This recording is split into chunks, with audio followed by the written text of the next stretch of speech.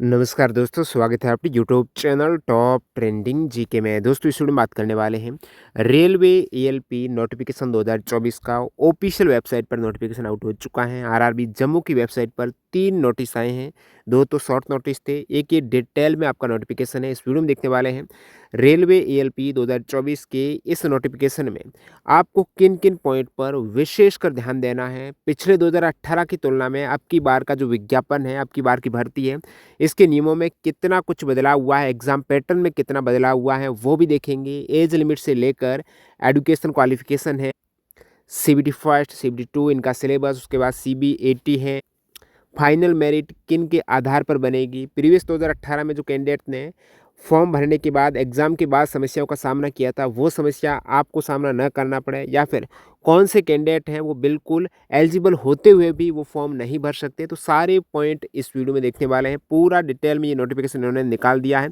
तो ये पॉइंट है टोटल 27 पेज का ये नोटिफिकेशन है। इसको पूरा डिटेल में जानने वाले जो इंपॉर्टेंट पॉइंट हैं, आपको जानना आवश्यक है, फॉर्म भरने से जानना आवश्यक है, वो ध्यान से देख लीजिएगा। अब सबसे पहले तो बात करें ये आपका रिक्रूटमेंट, इसके आने वाले जितने भी रेलवे एएलपी 2024 के नोटिस आएँगे, वो 01/2024 करके ये आपके रिक्रूटमेंट नंबर है, सीएन नंबर 01/2024। और ये असिस्टेंट लोको पायलट के हैं। पिछली भर्ती आई थी ना, उसमें एएलपी के साथ में टेक्नीशियन भी ऐड थे। अब की बार केवल एएलपी की है। आपके फॉर्म 20 जनवरी 2024 से स्टार्ट हो रहे हैं। लास्ट डेट जो क्लोजिंग डेट है वो 19 फ़ेब 2024 है। और फॉर्म भरने के बाद यदि आप संशोधन करना चाहते हो, कोई संशोधन किसमें, मोबाइल नंबर में संशोधन नहीं होगा, ईमेल आईडी में नहीं होगा, और जो आपने आरआरबी से फॉर्म अप्लाई किया उसमें नहीं होगा। वो आपकी 20 फ़ेब से लेकर 29 फ़ेब 2024 तक 250 रुपये आप पेमेंट करके संशोधन करा सकते हो। ये भी बात करेंगे क्या आप एक से अधिक आरआरबी में अप्लाई कर सकते हो या फिर नहीं कर सकते हो, आप कौन से आरआरबी में अप्लाई कर सकते हो, वो भी इस वीडियो में कंसिडर कर देंगे। अब नेक्स्ट अपन बात करेंगे तो ये लेवल 2 की वैकेंसीज रहती है, एएलपी की वैकेंसीज लेवल 2 की है, जिसमें इनिशियल पे रहता है लगभग 19,900। अब मेन मुद्दे की बात है इसका मेडिकल स्टैंडर्ड। आप यदि एलिजिबल हो एजुकेशन क्वालिफिकेशन के अकॉर्डिंग, उसके बावजूद यदि आप A1 मेडिकल स्टैंडर्ड से नहीं होंगे तो बिल्कुल कितना भी आप एग्जाम स्कोर कर लेंगे, आप वहाँ पर डिस्क्वालीफाई हो जाएंगे। तो A1 मेडिकल स्टैंडर्ड क्या होता है वो भी बता दूंगा। एज यहाँ पर अब पहला मैं बोल रहा हूँ 2018 से अब की बार में कितना कुछ बदलाव हुआ। 2018 के जब आप रिक्रूटमेंट देखेंगे तो एज वहाँ पर थी 18 से 28, अब की बार 18 से 30 है। पहला पॉइंट तो ये बदलाव हुआ है। ये 2018 का नोटिफिकेशन है जिसमें एज थी 18 से 28 वर्ष है। और एज रिलैक्सेशन के अलावा ये एज है यूआर के लिए, ठीक है। और अब की बार कितनी है, 18 से 30 है। वैकेंसीज हैं बहुत कम, अब की बार हैं बहुत ही कम, जैसे 5,696। पिछली बार एएलपी की वैकेंसी 17,000 प्लस थी। ये 2018 का है, जिसमें असिस्टेंट लोको पायलट की आप टोटल देखेंगे ना 17,673 थी, और टेक्नीशियन की पिछली बार थी वो 8,829 थी। अब की बार है ना, इसके भाग 3 से भी कम रिक्रूटमेंट आई है, यानी 3 गुना थी पहले इसके 2018 में। और 5 साल के बावजूद इतनी कम वैकेंसीज आना है, ये बहुत ही ज़्यादा स्टूडेंट के साथ में मैं कहूँगा धोखा है। अब बात करेंगे, यदि आप ये वीडियो देख रहे हैं, न्यू कैंडिडेट है, पता नहीं है एएलपी के लिए, सबसे पहले तो मुद्दा है एजुकेशनल क्वालिफिकेशन क्या होगी, उसके बाद बाकी पॉइंट पर जाएंगे। अब एजुकेशन क्वालिफिकेशन में ये हैं एएलपी यानी असिस्टेंट लोको पायलट लेवल 2, इसमें A1 मेडिकल स्टैंडर्ड, और जो पीडब्ल्यूबीडी वाले हैं ना दिव्यांग स्टूडेंट, वो इनके लिए एलिजिबल नहीं है। अब एक तो यहाँ पर यदि आपके 10th के साथ में आईटीआई कर रखी है, आईटीआई किस में, यदि ये जो फिटर ट्रेड है, इलेक्ट्रिशियन ट्रेड है, इंस्ट्रूमेंट मैकेनिक ट्रेड है, या फिर millwright, maintenance mechanic, mechanic radio और TV, electronics mechanic, mechanic motor vehicle, wireman और tractor mechanic, armature and coil winder, mechanic diesel, है ना, ये सभी नीचे और बता देता हूँ, heat engine, turner machinist, refrigeration और एसी के जो मैकेनिक है वो भी एलिजिबल हैं। तो इन सभी ट्रेड में यदि आपकी आईटीआई कर रखी है, आईटीआई 10th के बाद ही होती है, तो ये आप एलिजिबल हो। यदि आपके आईटीआई न होकर आपके कर रखा है डिप्लोमा, 3 साल का जो डिप्लोमा रहता है ना, वो कर रखा है। डिप्लोमा किस में, तो डिप्लोमा आपके इलेक्ट्रीशियन, इलेक्ट्रिकल्स, मैकेनिकल और इलेक्ट्रॉनिक्स, ऑटोमोबाइल इंजीनियरिंग, इसमें यदि आपकी 3 वर्ष का डिप्लोमा है तो भी एलिजिबल हो। और यदि आपके कोर्स कंप्लीटेड एक्ट अप्रेंटिसशिप यानी सीसीए कर रखा है, ये रेलवे में भी ही नियमित तौर पर आरआरसी वाइज अप्रेंटिसशिप कराई जाती है। जो कैंडिडेट हैं इनको अप्रेंटिस कराई जाती है रेलवे में ही, तो वो वाले कैंडिडेट है, काफ़ी कैंडिडेट कम इसको की हुई है आप में से। और बाकी यहाँ पर जिनके डिप्लोमा कर रखा है तो वो आप कर सकते हो। यदि इन सभी ट्रेड में ये जो electricals, mechanical, electronics, automobile engineering, इसमें यदि आपके डिप्लोमा की बजाय यदि आपकी डिग्री कर रखी है तो भी आप एलिजिबल हो, ये ध्यान रखना। तो ये सभी एजुकेशन क्वालिफिकेशन है, इन सभी ट्रेड में या तो डिप्लोमा होगा या डिग्री होगी या फिर उपरोक्त ट्रेड में आईटीआई है 10th के साथ में, तो ये फॉर्म आप भर सकते हो। फॉर्म तो आप भर सकते हो, ये एजुकेशन क्वालिफिकेशन होने के बावजूद यदि आपके A1 मेडिकल स्टैंडर्ड नहीं होगा, यानी कैसा विजन नहीं होगा, वो बताऊं उससे पहले यदि आप रेलवे ईएलपी का वाकई में अच्छे ढंग से अभी स्मार्ट वे के तौर पर तैयारी करना चाहते हैं, 2018 से बहुत ज़्यादा कंपटीशन बढ़ चुका है और वैकेंसीज आप देख सकते हो ऊँट के मुंह में जीरी के बराबर है, बहुत ही कम है। तो इसके लिए आपको थोड़ा स्मार्ट तरीके के तौर पर मॉक टेस्ट से जुड़ना होगा। कोचिंग करो या ना करो, यदि आप अच्छे ढंग से सिलेबस कवर कर लेते हो, जो भी सिलेबस में टॉपिक दिए गए हैं उनको यूट्यूब वीडियो से, जहाँ पर आपको प्रॉब्लम आती है पूरा आपको यूट्यूब वीडियो पर कोई भी आप टॉपिक सर्च करेंगे तो बहुत ही अच्छे अच्छे कंटेंट मिल जाएंगी। और उसमें आपको करना क्या है, मतलब ये तो करना ही करना है, पूरा सिलेबस इस टाइप से आप कवर करेंगे बिना कोचिंग यदि करते हो। और साथ ही साथ कम से कम वीकली 2 मॉक टेस्ट आपको देना ही होगा। 2 मॉक टेस्ट देकर अपनी तैयारी को परखना है, कहाँ गलतियाँ हो रही है उसको समय रहते सुधारेंगे तो आपका बाकायदा सिलेक्शन होगा, चाहे पोस्ट कितनी कम ना हो। यदि पोस्ट बहुत ज़्यादा कम है तो और ज़्यादा मेहनत करनी होगी, ये बात सच्चाई है। अब यहाँ पर टेक्स्ट बुक पर बेहतरीन ऑफर चल रहा है। टेक्स्ट बुक पास प्रो पर यदि आप टीटीजी के कूपन कोड अभी यूज़ कर लेंगे, आज ही 19 जनवरी से में आप टेक्स्ट बुक पास ले लेते हो तो आपको 359 में ये ईयर लेनी, एक साल में जब भी एग्जाम होता है आप जितने चाहे मॉक टेस्ट दे सकते हो। अब एएलपी का पहले भी 2018 में प्रीवियस ईयर में जो एग्जाम हुआ है वो ऑनलाइन हुआ, उन सभी ऑनलाइन एग्जाम्स के मॉक टेस्ट आपको पास प्रो में मिल जाएंगे। उस पर आधारित टेस्ट मिल जाएंगे, सेक्शनल टेस्ट मिल जाएंगे, सब्जेक्ट वाइज प्रत्येक प्रकार के जो टेस्ट है उसका एनालिसिस बेहतर ढंग से मिलेगा। जो आपने अटेम्प्ट किया मॉक टेस्ट उसका आप प्रिसिशन देख पाओगे, कहाँ गलतियाँ हो रही है, बार बार वही गलती आप सुधार करते हुए तैयारी करेंगे, एक्यूरेसी मेंटेन करते हुए तैयारी करेंगे तो सिलेक्शन आपका पक्का हो जाएगा। लिंक डिस्क्रिप्शन बॉक्स में है, टेक्स्ट बुक कैसे पास लेना वो भी वीडियो लिंक मिल जाएगी। टीटीजी के कूपन कोड यूज़ कर लेना, बेहतरीन डील अभी चल रही है। ये सेल है ना, इससे पहले ये 6 मंथ में मिल रहा था पास, अभी ये 12 मंथ में इसी प्राइस में मिल रहा है, तो इसका आप लाभ जरूर उठाइएगा। अब मैं बात कर रहा था आपके आईटीआई है, डिप्लोमा है या फिर बीटेक वगैरह कर रखा है, उसके बावजूद यदि A1 मेडिकल स्टैंडर्ड नहीं है, आपने एग्जाम पास कर दिया, मतलब CBT 1, CBT 2, CBAT कर दिया, DB कर दिया और लास्ट में आपकी मेडिकल होता है।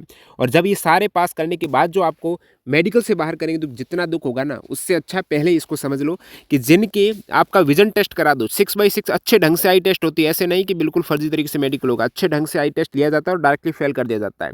और यहाँ पर डिस्टेंस विजन है ना, वो 6x6 चाहिए। A1 मेडिकल स्टैंडर्ड सबसे टफ रहता है, 6x6 मेडिकल स्टैंडर्ड आपके बहुत कम कैंडिडेट के 6x6 आई साइट है। आज के मोबाइल फ़ोन आप लगातार इसके कंटेंट ऑनलाइन मोबाइल फ़ोन देखते रहते हो, कुछ भी देखो तो आई पर गलत इफेक्ट पड़ता है और आपकी आई साइट है वो कमज़ोर होती है। 6x6 डिस्टेंस विजन होना चाहिए, ऐसा नहीं ग्लास के साथ, बिना ग्लास के। और इसमें फॉग टेस्ट भी अलग से लिया जाएगा। नियर विजन आपके कितना होना चाहिए, उसमें भी नियर विजन है 0.6 विदाउट ग्लासेज आपका 6x6 नियर विजन और डिस्टेंस विजन होना चाहिए। ये तो आपके विजन मेन टेस्ट है। इसके साथ साथ आपकी नॉर्मल जो कलर विजन है, बाइनोकुलर विजन है, फील्ड ऑफ विजन है, नाइट विजन है, मेसोपिक विजन है, ये भी क्लियर होगा। यदि ये अच्छे ढंग से आई साइट अच्छी है तो ये तो क्लियर हो ही जाते हैं लगभग। तो मेन कर आपकी 6x6 आई होगी तो ही आपको अप्लाई करना है, अदरवाइज आपका दिक्कत आ जाएगी, क्योंकि इसमें लासिक सर्जरी वगैरह बिल्कुल अलाउ नहीं है। आप नीचे में बता दूंगा, जो कैंडिडेट सोचते हैं कि तो हम लासिक करा देंगे, तो ये आप देख सकते हो कैंडिडेट वो है वो अंडरगोन लासिक सर्जरी जो करा चुके हैं और एनी अदर सर्जिकल प्रोसीड्यूर आपने कराया है आई साइट को सही करने के लिए, आपका रिफ्रैक्टिव एरर सही करने के लिए, तो वो एएलपी वाली पोस्ट के लिए बिल्कुल एलिजिबल नहीं है। वो एएलपी की पोस्ट के लिए नॉट एलिजिबल है। Candidate have to submit declaration in annexure 6A during DB के वक्त उनको ये भरना होगा कि मेरा कोई भी लासिक नहीं है, क्योंकि वहाँ पर डिटेक्ट हो जाता है। इस प्रकार से मशीनें हैं अभी वर्तमान में। अब ये तो आपके हो गया मेडिकल स्टैंडर्ड, जो सबसे पहले आपका काम रहता है फॉर्म भरने से पहले ये मेडिकल स्टैंडर्ड है तो ही आपको अप्लाई करना रहता है, अदरवाइज बाद में भी आपका पछतावा, फालतू तैयारी करेंगे, अपना एनर्जी और समय वेस्ट करेंगे। अब नेक्स्ट पॉइंट आता है, इसमें एग्जाम पैटर्न क्या रहता है। इसमें आपका एक CBT 1 होता है, सेकंड CBT 2 होता है, उसके बाद कंप्यूटर बेस्ड एप्टीट्यूड टेस्ट होता है, फिर DB होता है। CBT 1 है, इसके 15 गुणा अभ्यर्थी क्वालिफाइंग किए जाते हैं CBT 2 में, और CBT 2 के 8 गुणा अभ्यर्थी क्वालिफाइंग किए जाते हैं CBAT के लिए। अब यहाँ पर आपका जो फाइनल मेरिट बनेगी ना, वो CBT 2 में भी 2 पार्ट होते हैं, पार्ट A पार्ट B। तो फाइनल मेरिट में पार्ट A का 70% मार्क्स है और CBAT का जो एप्टीट्यूड टेस्ट रहता है उसका 30% मार्क्स है। इनको ऐड करके फाइनल मेरिट बनती है, वो आपको बता दूंगा डिटेल में। उससे पहले कुछ इंपॉर्टेंट पॉइंट जान लेते हैं जो पहले 2018 वाली भर्ती में कैंडिडेट ने गलतियाँ की थी वो आप ना करो।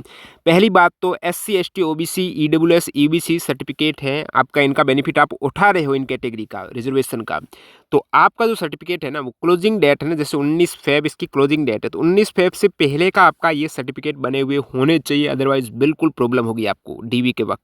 तो क्लोजिंग डेट से पहले के ये सर्टिफिकेट होने चाहिए, बाद में ना बनाएं, इससे पहले बना दो। मेडिकल फिटनेस बनाती है। यहाँ पे एज की बात करें जो 18 से 30 वर्ष है, उसमें कौन कौन से कैंडिडेट उनकी जो डेट ऑफ बर्थ है वो क्या होनी चाहिए। यदि मैं बात करूं अनरिजर्व और EWS कैटेगरी की जो 18 से 30 वर्ष है उनके लिए कोई रिलैक्सन नहीं ले रहे हैं एज का, तो आपका जन्म 2 जुलाई 1994 से पहले का नहीं होना चाहिए और 1 जुलाई 2006 के बाद का नहीं होना चाहिए। इनके बीच में आपकी DOB है UR और EWS के लिए तो आप एलिजिबल हो। OBC के लिए जो नॉन क्रिमिलियर है उनके लिए 2 जुलाई 1991 ये डेट इंक्लूड है, इससे पहले का नहीं होना चाहिए, ठीक है। और 1 जुलाई 2006 के बाद का ये तो कॉमन है। SC ST के लिए 2 जुलाई 1989 के पहले का नहीं होना चाहिए और 1 जुलाई 2006 के बाद का नहीं होना चाहिए, क्योंकि SC ST को 5 वर्ष की छूट है, OBC को 3 वर्ष की छूट है। इसी प्रकार अगर आप एक्स सर्विसमैन को देखेंगे तो वो यहाँ पर आप कैटेगरी देख सकते हो, PWBW वाले यहाँ पर एलिजिबल नहीं है। अब एक कैंडिडेट केवल एक ही फॉर्म भर सकता है, एक से ज़्यादा भरेंगे तो उसका फॉर्म रिजेक्ट होगा, ये मेंशन कर रखा है इन्होंने। अब देखिएगा, आप जिस भी आरआरबी से फॉर्म भरते हो, टोटल आपके सामने 21 आरआरबी है, उसकी वैकेंसी मैं आपको बता दूंगा किस आरआरबी में कितनी वैकेंसीज है। उन 21 आरआरबी में यदि आप फॉर्म डालते हो तो जिस आरआरबी में आपका फॉर्म डालेगा उसी में आपका ज्वाइनिंग होगी और 5 से 10 साल तक को आपको वहाँ पर सर्विस करनी होगी। उसके बाद यदि कोई म्यूचुअल वगैरह होता है, ट्रांसफ़र हो सकता है। और जो SC ST वाले कैंडिडेट हैं वो यदि अपना लाभ उठाना चाहते हैं कि फ्री ट्रेन ट्रैवल फैसिलिटी है, यानी एग्ज़ाम देने जाओगे ना तो आपको इस प्रकार से एक फ्री रिजर्वेशन आपका मिल जाएगा स्लीपर क्लास के लिए, तो वो फैसिलिटी का आप लाभ उठा सकते हो, ऑन रिक्वेस्ट ध्यान देना। और जो APR वाले कैंडिडेट है ना वो विशेषकर ध्यान दो, जो 19 फेब 2024 से पहले पहले आपके कंप्लीट होनी चाहिए एजुकेशनल क्वालिफिकेशन। ऑनलाइन फॉर्म आप जब डालते हो और जो फाइनल एग्ज़ाम में अभी शामिल होने जा रहे हैं उनका रिजल्ट नहीं आया तो वो अप्लाई न करें। फॉर्म फीस है कितनी, अभी एक विशेष पॉइंट ध्यान देना है यहाँ पर फॉर्म फी पर। एक तो फॉर्म फी तो ये 500 रुपये हैं, जो जनरल कैटेगरी के हैं या फिर OBC के हैं इनके लिए 500 रुपये हैं। अब जो SC ST ex serviceman female candidate हैं उनके लिए फॉर्म फी 250 रुपये है। पिछली बार क्या किया था, काफ़ी कैंडिडेट ऐसे हैं जो EBC कैटेगरी, EBC का मतलब है जिनके 50,000 से कम एनुअल इनकम है, गरीब परिवार से। तो इस EBC के चक्कर में एक बार तो आपके फॉर्म फी 250 लग जाएगी, लेकिन यदि आप सिलेक्शन हो जाता है ना उस केस में आपको फिर आय प्रमाण पत्र बनाना, उसको पहले पहले का मांगेंगे तो अभी आपको बनाना होगा। आय प्रमाण पत्र है तो उसमें भी खर्चा वगैरह आ जाता है, तो फालतू का ये मामला रहता है टेंशन का। तो इससे अच्छा आई थिंक यही आपको अप्लाई कर दो, क्योंकि 400 रुपये तो वैसे ही इसका रिफंड आ जाता है। जो 250 से अप्लाई कर रहे हैं इनका पूरा का पूरा रिफंड आएगा, 250 का 250 रिफंड आ जाएगा और जो 500 का कर रहा है उनका 400 का रिफंड आएगा। रिफंड कब आएगा, जब आप CBT 1 एग्जाम देंगे। यदि आप केवल फॉर्म भरते हो, एग्जाम नहीं देते हो ना CBT का 1 का, तब आपका रिफंड नहीं आएगा। तो EBC वाले विशेषकर ध्यान दें, भर सकते हो यदि आपके ये फैमिली इनकम है 50,000 से कम है और आपके पास सर्टिफिकेट है इनकम का, अभी का बना लो तो बिल्कुल भर सकते हो। और जो BPL कार्ड है ना जिनके पास, उनका कोई दिक्कत ही नहीं है, वो हो जाएगा। ये आपके सेंट्रल गवर्नमेंट का होना चाहिए, SC ST OBC सारे सेंट्रल गवर्नमेंट के सर्टिफिकेट होने चाहिए, सेंट्रल होने चाहिए, स्टेट का मान्य नहीं है। ये आपके गवर्नमेंट ऑफ इंडिया के होने चाहिए, SC ST OBC non creamy layer वाले।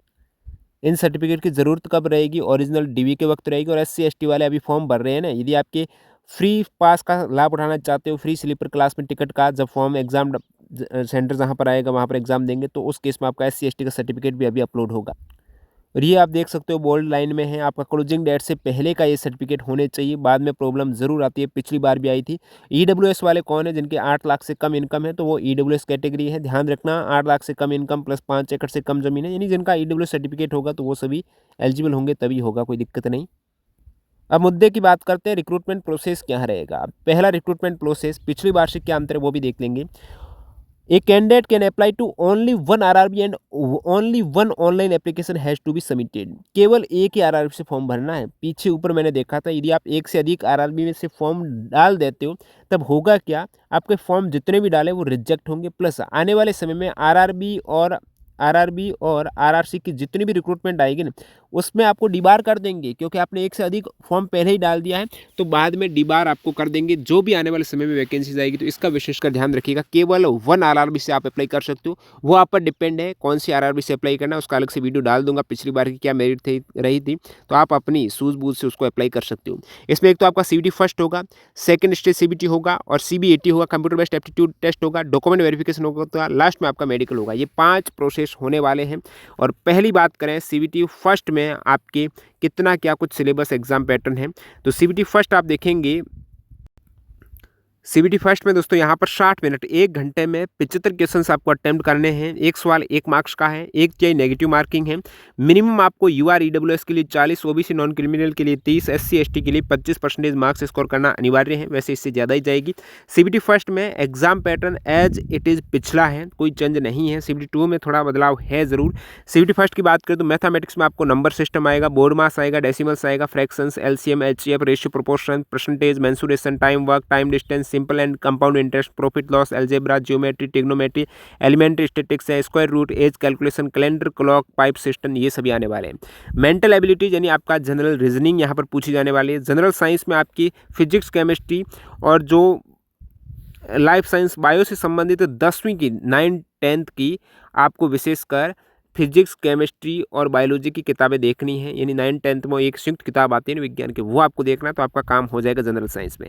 उसके बाद जीके की बात करें, जीके में आपका करंट अफेयर्स आएगा। साइंस पूरी यहाँ पर जनरल साइंस आई गई है, लेकिन साइंस और टेक्नोलॉजी अलग से मेंशन किया है इन्होंने। Sports, culture, personalities, economics, politics, other subject of importance, यानी सारे कुछ इंक्लूड कर दिया है। History, polity, geography, economics, current, ये सभी आपके पूछे जाने वाले हैं जीके में। अब ये टोटल कितने आपके सवाल रहेंगे? 75 सवाल रहेंगे। इन्होंने ये मेंशन नहीं किया है प्रत्येक में, ये 4 है ना, तो हो सकता है लगभग 18, 19, 20 क्वेश्चंस के आसपास मिक्स्ड क्वेश्चंस आपको मिलने की संभावना है 75 नंबर ऑफ क्वेश्चंस में से।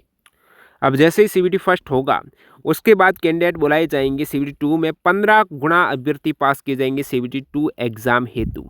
अब सीबीटी टू एग्जाम है ना, और आपका जो फाइनल मेरिट बनेगी वो सीबीटी टू एंड सीबीएटी के आधार पर बनेगी। सीबीटी टू में आपकी बार आप देखेंगे तो पिछली बार भी पार्ट ए और पार्ट बी था, लेकिन पार्ट ए में इन्होंने कुछ बदलाव किया है। पार्ट बी में, अब पार्ट बी और पार्ट ए में 90 मिनट और 100 क्वेश्चन है। अब ध्यान रखना, सीबीटी टू का इंपॉर्टेंस है फाइनल मेरिट में, पार्ट ए और पार्ट बी में। पार्ट ए का इंपॉर्टेंस है, पार्ट बी तो क्वालिफाइंग नेचर का है। नेक्स्ट आप देखेंगे तो 2 घंटे 30 मिनट में से पार्ट ए में 90 मिनट आपको मिलेंगे, 100 क्वेश्चन है। पार्ट बी में टोटल आपके 175 है ना, इसमें पार्ट बी में 75 क्वेश्चन है, पार्ट ए में 100 है, पार्ट बी में आपको 60 मिनट मिलेगा। एक तो इसमें भी नेगेटिव मार्किंग है। नॉर्मलाइजेशन यहाँ पर किया गया जाएगा, मल्टीपल शिफ्ट में एग्जाम होगा, मिनिमम वही आपके सेम पिछला वाला है।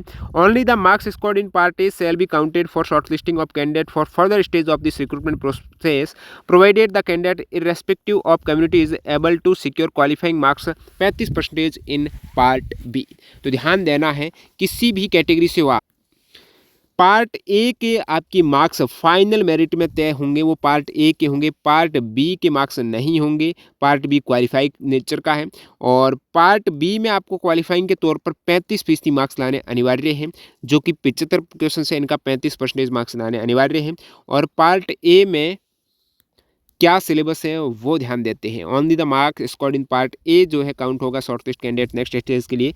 पार्ट ए में मैथ्स सेम मैथ्स है आपका पिछड़ा वाला, जनरल इंटेलिजेंस रीजनिंग सेम है। अब यहाँ पर पार्ट ए में इन्होंने बेसिक साइंस एंड इंजीनियरिंग करके ऐड किए, तो बेसिक साइंस के साथ में इंजीनियरिंग के ये वाले टॉपिक्स आने वाले हैं पार्ट ए में।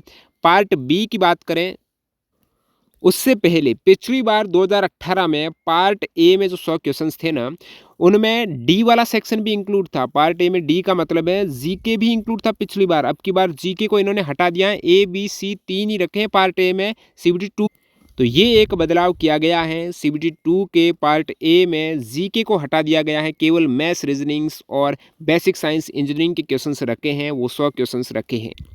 पार्ट बी की बात करेंगे तो पिछले वाला सेम ही पार्ट बी है आपके। पार्ट बी यहाँ पर देखेंगे तो क्वालिफाइंग नेचर का है, 35% लाने आपके अनिवार्य हैं, किसी भी कैटेगरी से हो। इसका सिलेबस आपको वेबसाइट पर मिलेगा dgt.gov.in पर। और पार्ट बी में भी यहाँ पर ट्रेड वाइज आपके एग्ज़ाम होने वाला है। क्वालिफाइंग टेस्ट जो होगा सीबीटी 2 में पार्ट बी का, जैसे इसकी क्वालिफिकेशन आपके ट्रेड कौन से हैं, electricals engineering and combination of various system of electrical engineering में electrician, instrument mechanic, wireman, armature and coil wind, refrigeration, air condition mechanic. तो यहाँ पर ट्रेड या सब्जेक्ट ऑफ चॉइस जो पार्ट बी ये रहेंगे इनके ट्रेड सब्जेक्ट चॉइस। इसी प्रकार आप देख सकते हो इलेक्ट्रॉनिक्स इंजीनियरिंग और combination of various system of engineering, electronics engineering, ये इलेक्ट्रिकल है ये इलेक्ट्रॉनिक्स है, तो इलेक्ट्रॉनिक्स मैकेनिक्स इनके रहेंगे। और ये पूरा पार्ट बी का है शिफ्ट 2 में, जो 35% मार्क्स लाने अनिवार्य हैं। अब जैसे ही आपके पार्ट ए के बेस पर तय होगा CBAT, तो कैंडिडेट 8 गुना पास किए जाएंगे जो पार्ट ए में आपने स्कोर किया है उसके बेस पर। CBT 2 के पार्ट ए में जीके नहीं है अब की बार, ध्यान देना। और पार्ट बी आपके क्वालिफाई हैं, उस केस में आपको अप्लाई कर देंगे 8 गुना कैंडिडेट को। CBAT के लिए एप्टीट्यूड टेस्ट है, बैटरी टेस्ट यहाँ पर होने वाला, साइकोलॉजी वाला टेस्ट। तो such shortlisted candidate should produce their vision certificate. अब पहले से ही ये डीवी मेडिकल से पहले ही उनका एक विजन सर्टिफिकेट, डॉक्टर का जो विजन सर्टिफिकेट है वो लेकर जाना होगा CBAT में, तो कोई दिक्कत नहीं है यदि आपके 6/6 आई है तो। For information on CBAT candidate are advised to check the following website link for RDSO। तो CBAT का एप्टीट्यूड टेस्ट में क्या क्या होगा, तो इस वेबसाइट पर जाकर आप विजिट कर सकते हो क्या क्या किस टाइप से सवाल रहेंगी। क्वालिफाइंग मार्क्स क्या है, तो ऑल कैंडिडेट्स, इसमें अलग अलग बैटरीज के टेस्ट होते हैं, तो उनका टी स्कोर है 42 मार्क्स आपको प्रत्येक बैटरी में लाना अनिवार्य है। मेरिट लिस्ट यहाँ पर तय किसके आधार पर होगी, तो मेरिट जो फाइनल बनेगी इसकी, देखिए ये CBAT क्वालिफाइंग नेचर का, लेकिन मेरिट में इसके अंक ऐड होंगे। 70% वेटेज तो आपका रहेगा पार्ट ए के, 70% मार्क्स है वो पार्ट ए जो CBT 2 है ना उसके 70% वेटेज है, और CBAT का जो आपका स्कोर है उसका 30% वेटेज है। इन दोनों के वेटेज के बेस पर आपकी बनेगी फाइनल मेरिट। अब डीवी की बात करें तो इस फाइनल मेरिट, अब डीवी में कितने कैंडिडेट बुलाए जाएंगे, तो best on the marks and merit of candidate in part A of CBT 2, part A CBT 2 का, और क्वालिफाइंग होना चाहिए CBT 2 का पार्ट बी। सेकंड है आपके CBAT के स्कोर के आधार पर यहाँ पर candidate equal to the number of vacancies आपके बुलाए जाएंगे। जितने वैकेंसीज है 5000 कुछ वैकेंसीज है ना, इसके ही इक्वल कैंडिडेट यहाँ पर बुलाए जाएंगे आपके डीबी के लिए। अब पिछली बार 50% एक्स्ट्रा कैंडिडेट बुलाए गए थे उनकी वेटिंग के लिए, लेकिन अब की बार ऐसा है नहीं, जितनी वैकेंसीज उतने कैंडिडेट ही डीबी में बुलाए जाएंगे। तो ये एक संशोधन है पिछली बार से। पिछली बार आपको देखेंगे तो 50% एक्स्ट्रा कैंडिडेट बुलाए गए थे डीबी के लिए, अब की बार ऐसा नहीं है। अब फिर आपके आगे आपको अप्लाई कैसे करना है, तो अप्लाई करने के लिए आपको यहाँ पर आरआरबी की वेबसाइट पर लिंक मिलेगी। उस लिंक से सबसे पहले आपको अपना अकाउंट क्रिएट करना पड़ेगा। वो अकाउंट क्रिएट यानी आपके मोबाइल नंबर ईमेल आईडी से आपका अकाउंट क्रिएट होगा, और उस अकाउंट क्रिएट में आपको पहले से candidate are allowed to choice only one RRB and submit only one application form. किसी भी एक आरआरबी से आपको एप्लीकेशन फॉर्म भरना पड़ेगा। अब मैं आपको बता देता हूँ आरआरबी वाइज वैकेंसीज है कितनी। तो ये आप देख सकते हो टोटल 21 आरआरबी में, जो भी आरआरबी आपको अच्छी लगे, जो आपके नज़दीक हो या फिर आपको लगे इसकी कट ऑफ कम रहेगी, उसका एक अलग से वीडियो आ जाएगा एनालिसिस करके बेहतर ढंग से। लेकिन अभी आप देखेंगे तो सबसे हाईएस्ट वैकेंसीज मेरे को बिलासपुर में लग रही है। बिलासपुर इसके SCCR जोन में 1192 वैकेंसीज हैं। इसके अतिरिक्त आप देखेंगे तो लगभग 500 के अंडर ही वैकेंसीज हैं। आप अपनी आरआरबी देख सकते हो कौन सी आपकी आरआरबी में आप इंटरेस्टेड थे और उनकी वैकेंसीज कितनी हैं। अब यहाँ पर नेक्स्ट 1192 के बाद ये 559 वैकेंसीज दिख रही है सिकंदराबाद में, सेकंड हाईएस्ट है। उसके बाद 411 के आसपास वैकेंसीज दिख रही है जो मुंबई में है, CR सेंट्रल रेलवे। तो ये कुछ वैकेंसीज आप अपने अकॉर्डिंग देख सकते हो। अब 473 ये वैकेंसीज भी हैं बेंगलोर में। तो ये 500 के आसपास की वैकेंसीज, ऐसे 2-3 आरआरबी हैं जहाँ पर ज़्यादा वैकेंसीज, वहाँ पर उतने ही ज़्यादा कैंडिडेट अप्लाई करेंगे। तो आपके जो नज़दीक हैं आई थिंक वहीं से आपको अप्लाई करना चाहिए। वैकेंसीज जितनी ज़्यादा होगी कंपटीशन उतना ही ज़्यादा होगा। बाकी इसका थोड़ा और एनालिसिस करेंगे पूरे 21 आरआरबी का क्या रहता है अलग से थोड़ा समय निकाल कर। तो चैनल को सब्सक्राइब करके इसके लिए आपको बेल आइकन हिट करना पड़ेगा। एग्जाम का माध्यम आपकी CBT 1 CBT 2 में इंग्लिश, हिंदी या फिर 13 ये रीजनल लैंग्वेज आप इंडियन लैंग्वेज देख सकते हो, इनमें एग्जाम का माध्यम रहेगा। तो इंग्लिश का तो आपको साथ साथ मिल ही जाएगा, बाकी आप अपनी सिलेक्टेड लैंग्वेज में एग्जाम यहाँ पर दे पाएंगे। ध्यान देना, बात करें CBAT कंप्यूटर बेस्ड जो एप्टीट्यूड टेस्ट होगा ना वो केवल इंग्लिश और हिंदी में होगा, जो लास्ट में होता है एप्टीट्यूड टेस्ट। लेकिन CBT 1 CBT 2 ये सभी इन लैंग्वेज में आपको देखने को मिल जाएगा। अब फॉर्म भरते वक्त ध्यान देना, गलती बिल्कुल मत करना। हो जाती है गलती तो उस केस में आपको मौका मिलेगा 250 रुपये और देने को, और वहां से आप सुधार कर पाएंगे। लेकिन उसमें भी आप क्या क्या सुधार नहीं कर सकते हो, एक बार यदि आपने जो आरआरबी से फॉर्म अप्लाई कर दिया है बाद में आप चाहकर भी उस आरआरबी को चेंज नहीं कर सकते, तो इसको सेलेक्ट करना ध्यान से। और जब क्रिएट अकाउंट करते हो उस केस में आपके मोबाइल नंबर ईमेल आईडी आते हैं। क्रिएट अकाउंट में जो डिटेल आपने दी है वो चेंज नहीं हो सकती है। बाद वाली डिटेल आप चेंज कर सकते हो 250 रुपये पेमेंट करके। तो फॉर्म ध्यान से भरना और शुरुआती फॉर्म आप पहले ही भर देना, बाद में कोई प्रॉब्लम ना हो, लास्ट में अंतिम आप फॉर्म भरते हो वो दिक्कत हो जाती है। और क्या यहाँ कौन से फॉर्म रिजेक्ट हो सकते हैं? तो पहली बात तो मल्टीपल एप्लीकेशन जो डिफरेंट आरआरबी से सेम आरआरबी में भी एक से अधिक फॉर्म डालेंगे वो रिजेक्ट होंगे। साथ ही साथ ऐसे कैंडिडेट भविष्य में होने वाली आरआरबी और आरआरसी एग्जाम्स के लिए डीबार होंगे। इनवैलिड फोटो है, not as per prescribed specification वाले जो फोटो हैं, जैसे अच्छा दिख ही नहीं सही रहा, पुअर रेजोल्यूशन है, फुल बॉडी व्यू है, पूरा बॉडी का है, हाफ पासपोर्ट फोटो नहीं है, एक साइड का ही दिख रहा, दूसरा कान ही नहीं दिख रहा है ना। और भी जैसे फोटो कोविड फोटोग्राफ है, ग्रुप फोटो है, इस टाइप से जो सेल्फी वगैरह है, कैप के साथ में, डार्क ग्लासेस के साथ में फोटो है, वो इनवैलिड फोटो आपके रिजेक्ट होने का कारण बनता है। इनवैलिड सिग्नेचर है, such as use of block. अब सिग्नेचर में ध्यान रहना, अब डायरेक्टली जैसे आपका नाम है श्याम, तो ऐसे प्रकार आप ये नहीं कर सकते हो, या फिर ऐसे श्याम, ये अलग अलग लेटर से आप अपना सिग्नेचर नहीं कर सकते हो। एक ही राइटिंग से आपका जो सिग्नेचर होना चाहिए ना, वो बिना पेन ऊंचा किए हुए डायरेक्टली इस प्रकार होना चाहिए, तभी आपका वैलिड होगा। यानी आप जो भी सिग्नेचर करते हो वो एक यूनिक होना चाहिए, उसको कोई कॉपी ना कर सके, इस टाइप से नहीं होगा। ब्लॉक लेटर या कैपिटल लेटर में या फिर रनिंग हैंड राइटिंग नहीं होगी, उस केस में आपका फॉर्म रिजेक्ट हो जाएगा, साइन का ध्यान रखना। और एनी आरआरबी से कैंडिडेट जो पहले से ही डिबार हो चुके हैं वो बार होंगे, एनी अदर इरेगुलेटरी जो देखी जाएगी। बाकी ये मेन कारण होते हैं आपकी एप्लीकेशन रिजेक्ट होने के। अब फॉर्म भरने से पहले आपके कौन से डॉक्यूमेंट स्कैन किए जाएंगे? एक तो आपका पासपोर्ट साइज़ फ़ोटोग्राफ है वो स्कैन होगा 30 से 70 KB के मध्य। और जो आप फोटोग्राफ यहाँ पर दे रहे हो, यदि आपका सिलेक्शन होता है तो 12 उसकी और कॉपीज़ आपके पास रखनी होगी और चाहिए की बाद में। सेकंड, आपका रनिंग हैंडराइटिंग में जो सिग्नेचर है वो अपलोड किया जाएगा 30 से 70 KB। थर्ड, यदि आप SC/ST कैंडिडेट हो और ट्रैवल पास देना चाहते हो, उस केस में PDF फॉर्मेट में आपके SC/ST सर्टिफिकेट अपलोड होगा। तो अपलोड होने वाला डॉक्यूमेंट यही है। और जो आप आरआरबी ऑफिशियल वेबसाइट है वो सभी ये आरआरबी की ऑफिशियल वेबसाइट पर आप विजिट करके कोई भी इन्फॉर्मेशन आती है वो मिल जाएगी। बाकी ऑफिशियल इन्फॉर्मेशन तुरंत इंस्टेंट पाने के लिए लिंक डिस्क्रिप्शन बॉक्स में टेलीग्राम चैनल के, उसको ज्वाइन कर लेना। जो भी अपडेट आएगी वहाँ पर सबसे पहले मिल जाएगी। और फॉर्म जैसे ही स्टार्ट होंगे अप्लाई होना, कोई दिक्कत कैसी आ सकती है वो आपको टाइम टाइम पर इन्फॉर्म टेलीग्राम पर कर दिया जाएगा। तो मेक श्योर टेलीग्राम चैनल से आप जुड़े हुए हो। और साथ ही साथ ये भी श्योर कीजिएगा, यदि आप यहाँ से तैयारी कर रहे हो तो डेली, कम से कम डेली नहीं तो वीक में 2-3 मॉक टेस्ट दीजिएगा।